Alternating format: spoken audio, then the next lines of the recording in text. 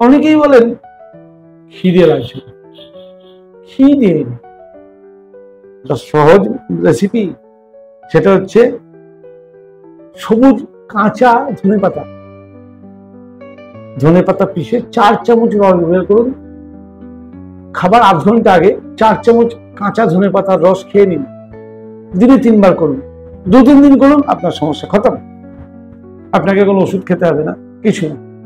আর এতে না করলে তখন দেখা যাবে অনেক ওষুধ আছে, অনেক বড় বড় অনেক দামি দামি ওষুধ আছে, কিন্তু কাঁচা ধনেপাতার রস আপনাকে একটা বড় ওষুধের সমান কাজ করতে পারে।